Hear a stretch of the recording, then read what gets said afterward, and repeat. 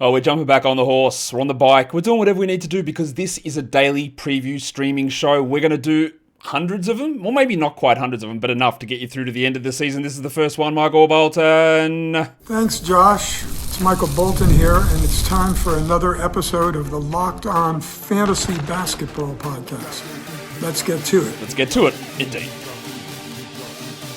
You are Locked On Fantasy, your daily NBA fantasy podcast. Part of the Locked On Podcast Network, your team every day. Hello and welcome to the Locked On Fantasy Basketball Podcast, brought to you by Basketball Monster. My name, Josh Lloyd. That's not what I meant to say. I meant to say my name is Josh Lloyd, and Webster's Dictionary describes a wedding as the process of removing weeds from one's garden. I'm also the lead fantasy analyst at basketballmonster.com and obvious high-level purveyor of the English language. Hey, you know what to do. Thank you for making Locked On Fantasy Basketball your first listen every day. We're free. We're available on all platforms. Got to shake off the preseason rust, don't you? As you get into the regular season here, because this is what we're doing. We do this before every day's action in the NBA. We preview the games. We look at what the current injury status is, and we talk about streaming options. Now, I've talked about this. I talked about this the other day in terms of trying to figure out correct roster percentage cutoffs, because Yahoo is defaulting to 10-team leagues plus their stupid high score setting, meaning you're going to see some crazy roster percentage numbers that where traditionally we might have used 50% as a Yahoo number. We can't use that anymore.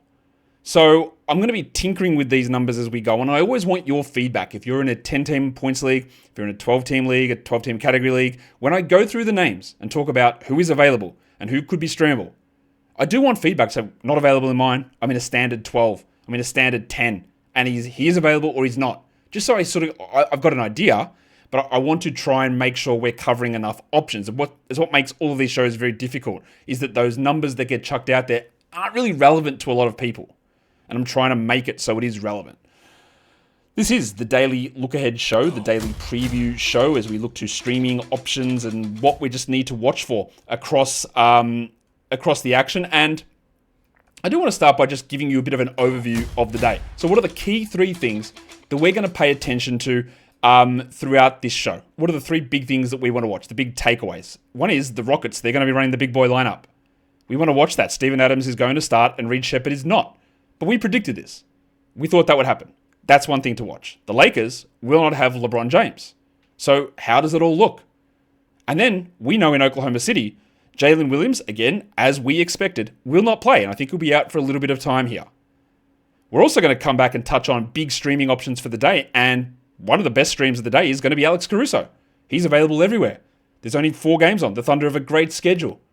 And in matchups against good teams, we see Alex Caruso play more, and I think that's what's going to happen here. So that's our big sort of start and big takeaway for this show and for the preview of what we need to pay attention to. So let's take a look. What is it that I'm watching for across these 2 games for Tuesday in the NBA? There's only 2 of them, so we're not going to go for a huge amount of time on this show because there is only 2 games on. So let's talk about that first one. We're talking about the Houston Rockets and the Oklahoma City Thunder. When I did the 240 game for the Rockets, we said in this matchup in particular, I think Steve Adams will start against the Thunder, and he will. So be aware of that. We've got injury updates as well. And if you are new to the show or new to these previews, what you see on the screen here on YouTube, this is the general setup that I have. I have on my radar. So for each team, who is one player that I want to pay attention to? And then we have a streaming option from each team. Again, we try and figure out what the cutoff is. I'm using Basketball Monster's advanced roster percentage metric and under 40% guys there.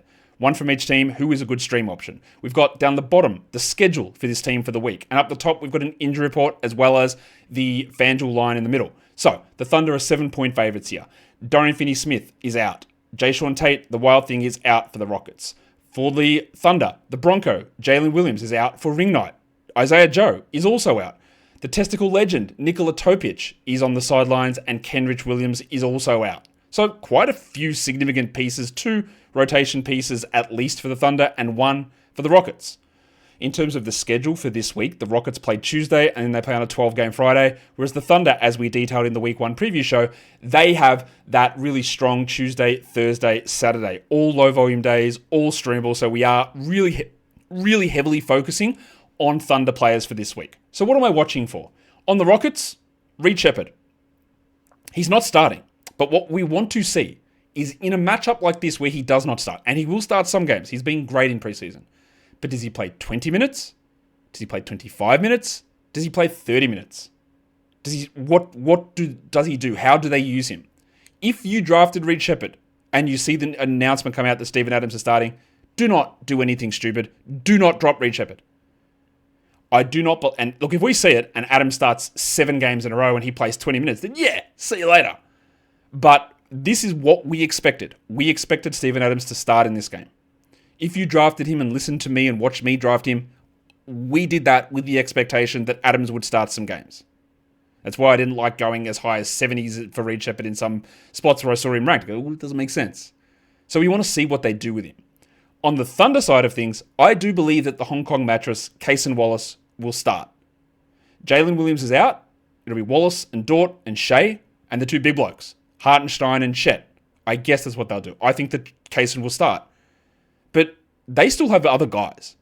But what I do want to see with Cason is, does his usage increase this season? Has he got a little bit more pop? Will they put a little bit more ball handling responsibilities on his plate? We'll find out. So who are my streams that hit that under 40% metric on Basketball Monster? For the Rockets, it is Steve Adams. He's rostered nowhere. Like literally nowhere. He might have 6 points, 12 rebounds, 1 block, 70% shooting.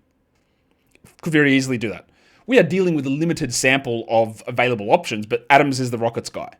And for the Thunder, it's Alex Caruso. Now again, depending on what metrics we're using, we'll talk about this a little bit later, but Cason Wallace is 38% rostered on Yahoo, but according to our metrics at Basketball Monster, he's 100% rostered. So most significant serious 12-team leagues have Cason rostered already. Alex Caruso is only 40%. And I do think that Caruso is a really good stream for this day's action on whatever. What day is it? I've lost my days already. Tuesday's action. Alex Caruso looks to me to be a pretty good stream guy. We're going to come back and we're going to talk Golden State Warriors and Los Angeles Lakers in terms of the streaming ability there. Then we're going to get to schedule plays. We're going to get to streams of the day. All of that stuff will come up. We'll get there in a sec. Today's episode, though, it is brought to you by Built. Nobody likes paying rent, but if you're going to do it, and sometimes you have to, right? You might as well get something for it. That's where Built comes in. Built is changing the game by turning your rent payments into real rewards that you can actually use. Yeah, that's great. You can use these rewards with Built to get hundreds of hotels and airlines. You can redeem it on a future rent payment. You can redeem it on Lyft rides and more. But it's not just about rent. Built is about rewarding you around your entire neighborhood. It's getting your rent to work for you, not just in shelter, but giving you some little perks on the side as well, because why wouldn't you want some extra perks? So turn your rent into rewards and start earning points around your neighborhood by going to joinbuilt.com/lockedonnba. That is joinbuilt.com/lockedonnba. Make sure to use that link so that they know that we sent you. Today's episode is also brought to you by Skims Men's. And Skims has been around making underwear for a long time. You've probably worn some already. Not my business. But now they've actually got ones that are specific for men. Skims Men's. Briefs, boxer briefs, boxers, cotton, stretchy stuff, exercise materials, sexy colors, 3 inches, 5 inches, 7 inches.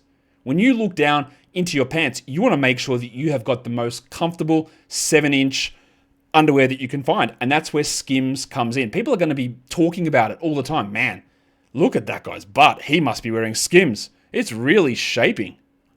If you want those sort of compliments, well, I can't guarantee you'll get them, but Skims.men's? No, just Skims Men's. It's probably the closest thing I can give you to getting a guarantee on the shape of your gluteus. So, shop Skims Men's at skims.com and let them know that we sent you. After you place your order, you select podcast in the survey, and then you select this show in the drop-down menu that follows. We're here, and we're talking about the games for opening night in the NBA. Tuesday, 2 games on. It is the Daily Lookahead. We're talking streaming, we're talking previews, we're talking updates. And what we're also doing here is getting in and just telling you what we're watching for in the individual games. We've done the first one. Let's do the second one, which is the Golden State Warriors and the Los Angeles Lakers in LA. Crypto.com, the Warriors are 2-point favorites on the road to start off the season, which, again, some people would be a little bit surprised at this, but that's what it is. The schedule, both these teams have 3 games this week. The Warriors play the Tuesday, Thursday, Friday. They're the only team to begin the week with a 3-game and 4-night stretch, while the Lakers play Tuesday, Friday, and then Sunday. Remembering Friday is a 12-game day. Injuries. Moses Moody is out. We expected that. D'Anthony Melton is out. We knew that. I railed about the Warriors saying that Jonathan Kuminga and Jimmy Butler were questionable, but they're going to play. They just labelled them probable. The official report came out today, and they are labelled probable. I wonder if they got a tap on the shoulder and go, bro, you can't say they're going to play but call them questionable. So they're probable. So Jim Butler, John Kuminga, both probable. For the Lakers, as expected, LeBron is out, Adu Thero is out, and Maxi Kleber, who is just persistently injured, he is questionable. But we had some questions about Jared Vanderbilt and Jackson Hayes, but they're available and ready to go. I should have mentioned this on the Thunder. I'm still getting used to the season again. AJ Mitchell, even though he hurt himself in the preseason, available to play. So he's good. So what are we watching for in this game? There is no Moody. I want to see what they do with Brandon Podziemski, because I would say that Podziemski's off-season/preseason has been confusing. There's been games where he comes off the bench and you go, okay. And then he plays unbelievably well when everyone's out. And then he has a terrible game. And the fact that Moody is not there is really helpful for us having some value on Podziemski. But I remain far from convinced that he's a top 100 guy. I hope he is. All the elements are there. He might get steals, some assists, he can rebound, he can score, he can shoot, but does he do it in enough volume? And is there enough consistency? And are we going to get Steve Kerr, where someone like Alex Tui, who's not playing in this game, jumps in for a random 15 minutes, or we see 12 Pat Spencer minutes over Podziemski?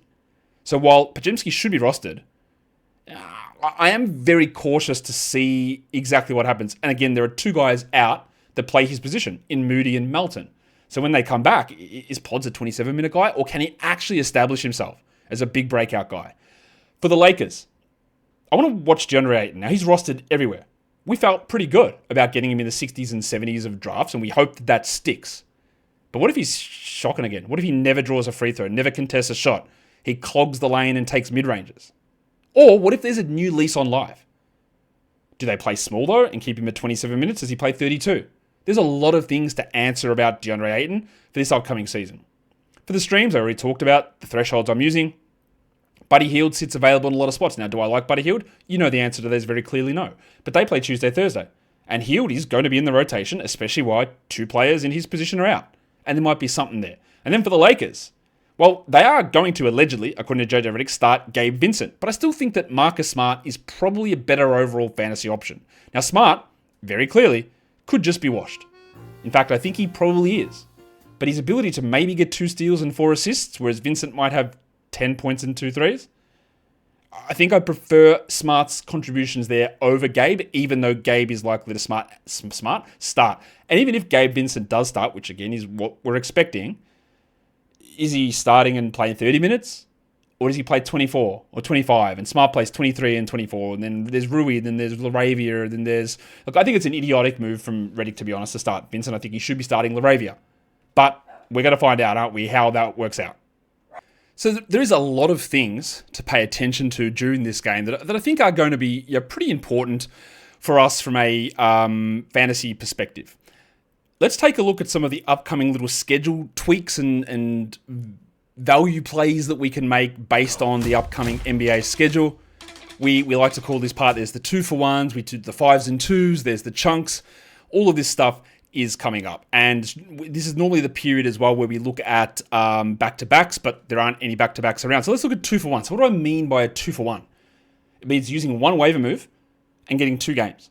So basically for this scenario, we're talking about Tuesday and Thursday.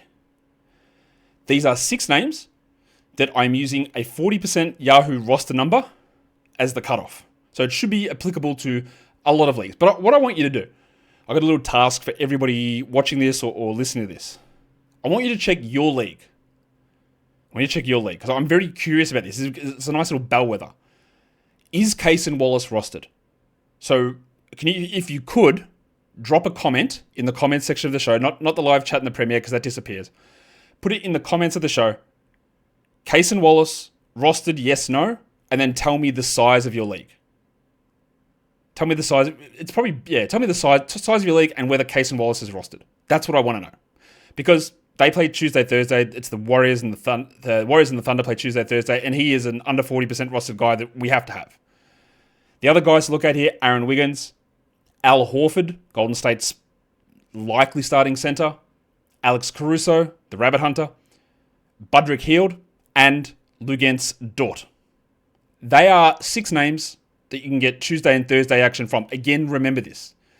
This is a streaming show, but I am deprioritizing streaming for this week, hardcore streaming, because I want to keep moves to give me longer term value to see if anyone makes an idiotic drop, Reed Shepherd, or there's someone who really pops off, especially on Wednesday in a role that we don't expect.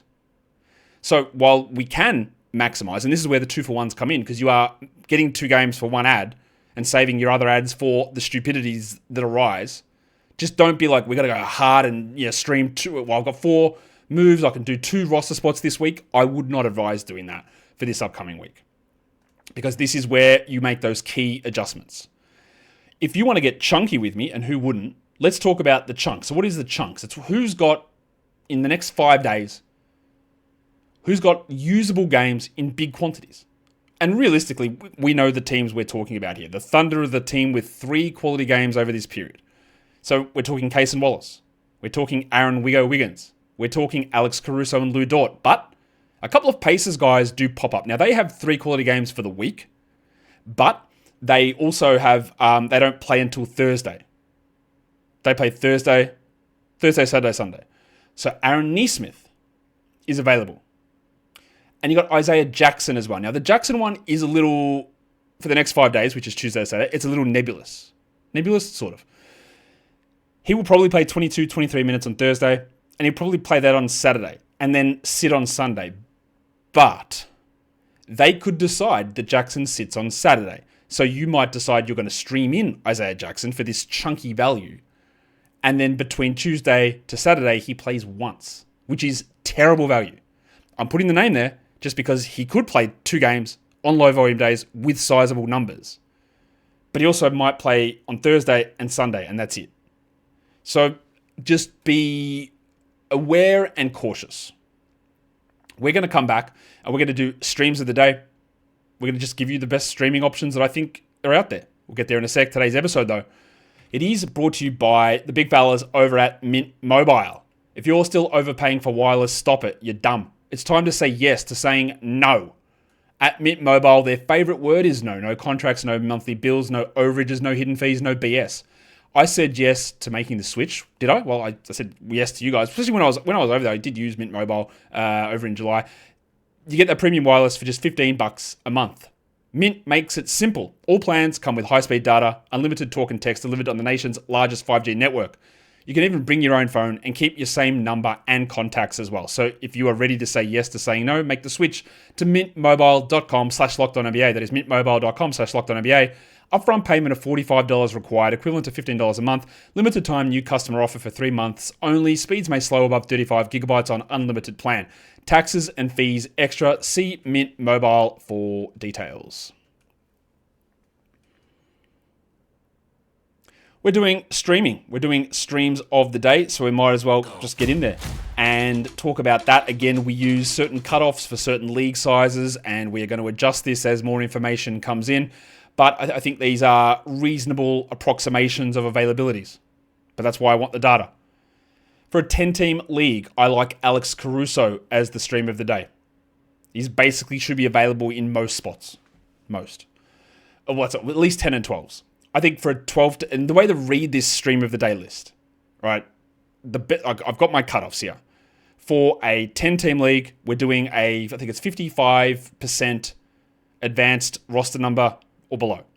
For 12s, we're doing 40 or below. For 14s, I'm doing 17 or below. And for 16 teamers, I'm doing 9 or below. And for Yahoo and ESPN points, I'm using Yahoo's roster metric at 40% and below. That's how we're using this. So the stream of the day is Alex Caruso for 10-team leagues. But of course, if Wallace is available, you do that. For 12-team categories, we've got Wiggins. For 14-teamers, we've got Steve Adams. And for 16-teamers and bigger, Marcus Smart. But of course, if you see that Steven Adams is available in your 16-teamer, you grab him. If you see that Alex Caruso or Aaron Wiggins is available, you grab them. Run down the list in that way. So let's talk about a specific 10-team category list, all falling below my 57% roster advanced number. Got Alex Caruso, Aaron Wiggins, Budrick Hield, Albert? Is it Albert Horford or is it Alfred? I think it's, now I don't know. I need to check.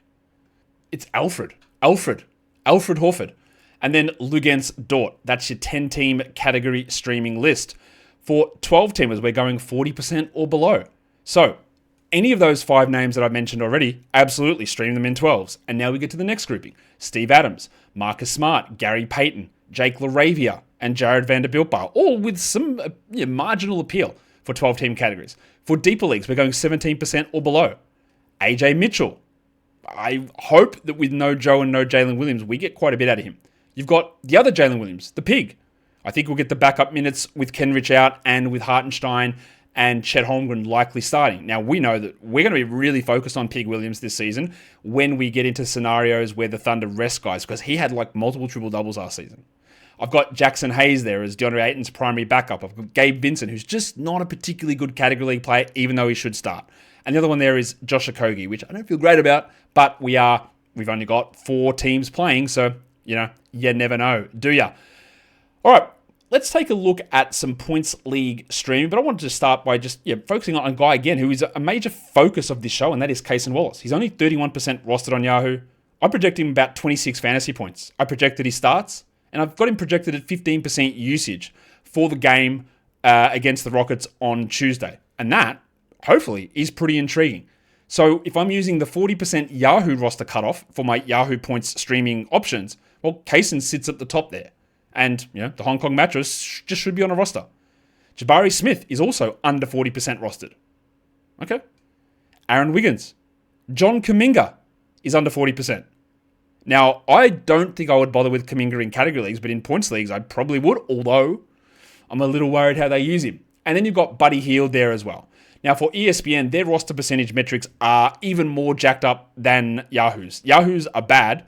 They're quite bad. We've seen that many times because of this adjustment to duping people into playing high score leagues by randomly clicking a button and then off you go. You're in. Okay, well, am I drafting? Am I? That's what just happened to a lot of people. Which again, they try to create these self-fulfilling issues of look how many people are playing points leagues. Yeah, because you tricked them all into it. Beside the point. ESPN's roster percentages are just they're crazy. I don't really understand them. Although the differences between Yahoo and ESPN in roster percentages this season is not as stark. I will say this, ESPN has Cason Wallace at 7% rostered, so I don't really get that. But then they've also got Buddy Hield at 26 versus 13 on Yahoo. Now I know why that is. It's because Hield was ranked at 105 on ESPN for some unknown reason. But there's always differences. I'm still going to focus on the Yahoo percentages, even though I'm talking ESPN scoring. Because I've found over the years, ESPN roster percentages are incredibly unreliable. There is a gigantic proportion of dead leagues over there. So that's where we're at with that. Cason Wallace, Jabari Smith, Aaron Wiggins, John Kuminga, and Bud Hield. And I say all that, and I realize that on these shows, I actually don't do a list of 5 top ESPN points streamers. I think you can generally just use that points league streaming list that I've got there. Maybe in the future I'll do an ESPN specific one as well. But our ESPN stream of the day is obviously Cason Wallace at his random 7% roster number for whatever reason. So that is our first daily look ahead. There was a lot of explanation in this show because it's the first one of a new season. There was only 2 games on. Tomorrow, when we do a daily preview show, there's going to be 12 games on. So it is going to be much more rapid fire when we go through that to give you just information of who's in, who's out, where we're looking, and what are interesting things that we need to pay attention to prime you for the big recap shows that come after it. Subscribe to the show, thumb it up, leave your comments down below. Guys, we are done here. Thank you so much for listening, everyone. See ya.